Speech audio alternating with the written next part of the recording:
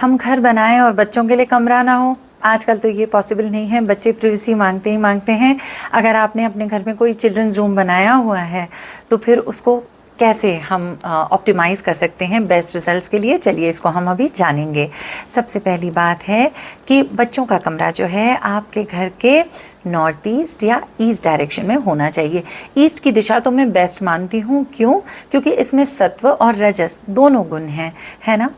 बच्चों को हम चाहते हैं गुड वैल्यूज़ देना, अच्छी वैल्यू सिस्टम देना, अच्छी क्वालिटीज़ उनमें आनी चाहिए, वो भगवान पे अपना ध्यान रखें, अच्छे कर्म करें।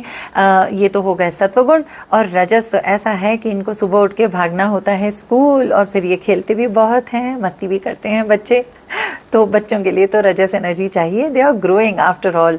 तो ये जो है ये आपको ईस्ट की डायरेक्शन में खूब मिलेगा। तो बच्चों का कमरा वहीं बनाइए, ठीक है। अगर आपने वहाँ पे बेड रखा हुआ है तो उसको आप वहाँ के नॉर्थ ईस्ट जोन में भी रख सकते हैं। अगर ईस्ट में ऐसा कमरा है तो नॉर्थ ईस्ट में आप रख सकते हैं, नो हार्म इन दैट।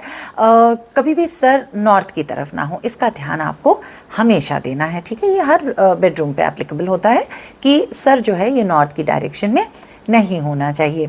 बच्चों का स्टडी टेबल भी होगा ऑब्वियसली। जब आपने बच्चों के लिए कमरा बनाया है तो स्टडी टेबल तो बनाना ही पड़ेगा।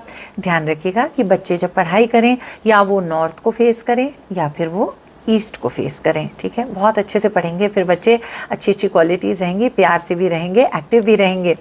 अब एक बात है, जो बच्चे हायर स्टडीज़ कर रहे हैं ना, इनके लिए वेस्ट को फेस करके पढ़ना भी अच्छा माना जाता है।